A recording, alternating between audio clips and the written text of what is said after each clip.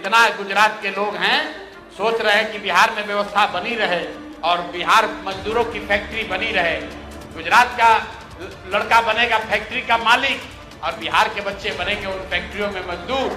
ये बात नहीं चलेगी। अमित शाह चाहे जितना जोर लगाना है लगा लें, भाजपा के लोग जितनी ताकत लगा ले, बदलाव हो कर रहे। कहा माजी, अभी तो सूप में फल उठे को रखना बाकी।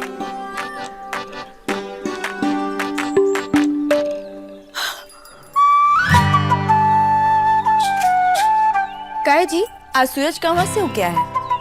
छठ के सूरज की तो बात ही कुछ और होला ना।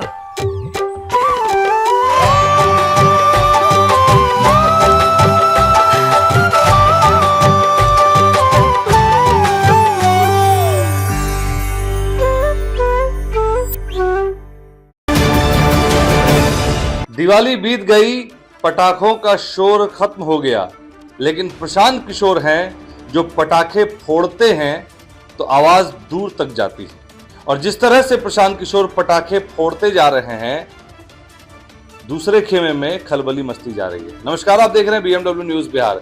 एक खबर बड़ी तेजी से शेखपुरा हाउस पटना से आई है, जिसमें आरोप लगा रहे हैं प्रशांत किशोर कि उनके पार्टी के जो उम्मीदवार हैं उन्हें हाईजैक कर लिया जा रहा है। तो वो कौन है? तो गोपालगंज से आपको बता दें, गोपालगंज के प्रशांत किशोर के प्रत्याशी अखिलेश सिंह अचानक गायब हो जाते हैं नॉमिनेशन से ठीक पहले। अब प्रशांत किशोर ने शेखपुरा हाउस में पटना में एक प्रेस कॉन्फ्रेंस की। उन्होंने धर्मेंद्र प्रधान पर आरोप लगा दिया। उन्होंने कहा कि धर्मेंद्र प्रधान और बीजेपी उनकी पार्टी को तोड़ने में लगी। लेकिन अब सवाल यह उठता है कि प्रशांत किशोर जिन लोगों पर आरोप लगा रहे हैं उनका वोट बैंक और इनके वोट बैंक में कितना अंतर है।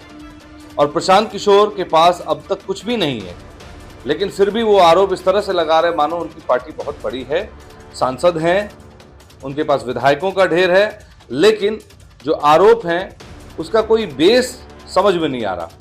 हम ऐसा क्यों कह रहे हैं आप समझिए। भारतीय जनता पार्टी या एनडीए की बात करें तो उनके पास बहुत बड़ी टीम है, बहुत बड़े लोग हैं, मंत्री भी रह चुके, सरकार में काफी टाइम से हैं, उनको जरूरत क्या पड़ी। लेकिन सबसे बड़ा सवाल प्रशांत किशोर पर यह आता है कि प्रशांत किशोर जब ये कहते हैं तो क्या उनको ऐसा नहीं, उनके ऊपर ये सवाल नहीं करना चाहिए कि क्या उनके जो उम्मीदवार हैं उन पर प्रशांत किशोर को ही भरोसा नहीं रह गया, जनता उन पर भरोसा नहीं कर रही है। तो ये तमाम बातें हैं जो प्रशांत किशोर को लेकर आ रही है, निकल कर आ रही है। प्रशांत किशोर कह रहे हैं कि उनकी पार्टी के जो प्रत्याशी हैं उनको हाईजैक कर लिया गया, उनको धमकाया जा रहा है। भाई आप तो कह रहे थे कि इन सब चीजों से हम निपट लेंगे, तो अब निपट क्यों नहीं पा रहे हैं?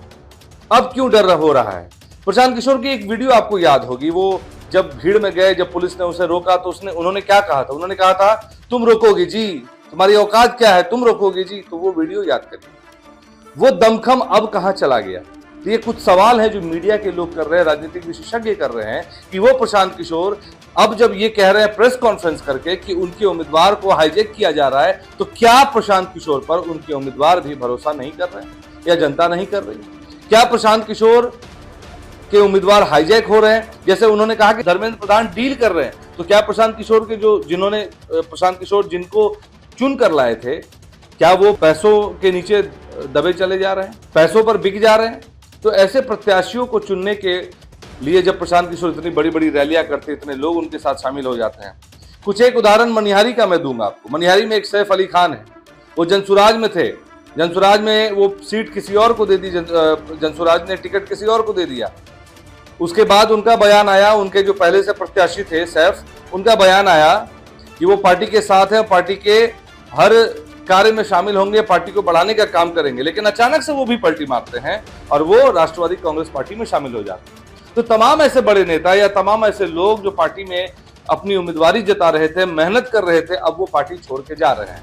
तो जनसुराज क्या कमजोर हो रही है? ये एक बड़ा सवाल है। तो इन चीजों से निकलने के लिए, इन चीजों के डैमेज को कंट्रोल करने के लिए प्रशांत किशोर के पास क्या रणनीति है, ये अब लोग सवाल कर रहे हैं।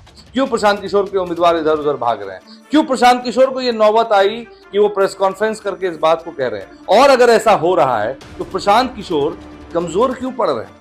प्रशांत किशोर क्यों नहीं उन लोगों को अपने पास रोकने में सक्षम हो रहे हैं? प्रशांत किशोर तो खुद कहते हैं कि उनके पास लोगों की फंडिंग है, दूसरी जगह से फंडिंग आ रही है, तो क्या वो फंडिंग कम पड़ रही है? ये भी तमाम ऐसे सवाल हैं। तो देखिए, जनता इस बात को समझती है और बिहार के चुनाव में सिर्फ मुद्दा, जमीनी मुद्दा नहीं रह जाता, जातीय मुद्दा भी कहीं ना कहीं बिहार में हावी रहता है। और यही वजह है कि प्रशांत किशोर लग रहा है कि अब जातीय मुद्दों के हावी होने पर जो स्थानीय मुद्दे हैं उनको अपनी रणनीति बनाने को लेकर वो जो चाह रहे हैं वो कहीं ना कहीं फिसलते नजर आ रहे हैं। इस बारे में अब आप क्या राय रखते हैं, हमारी जनता क्या राय रखती है, कमेंट के माध्यम से अपनी बात हमसे जरूर रखिए और बने रहें बीएमडब्ल्यू न्यूज बिहार के तमाम प्रोग्राम से। बहुत बहुत धन्यवाद। तमसो मां ज्योतिर्गमय गुरुकुल शिक्षा मंदिर संस्थान के साथ बनाए अपना भविष्य। रेगुलर और प्रोफेशनल कोर्सेज, सेकेंडरी और senior secondary courses, law, teachers training courses, pharmacy and nursing के साथ पैरामेडिकल में डायरेक्ट एडमिशन पाए। वेबसाइट विजिट करें या दिए गए नंबर पर कॉल करें। हमारा पता है गुरुकुल शिक्षा मंदिर संस्थान, कल्याण चौक, DS कॉलेज रोड, कटिहार।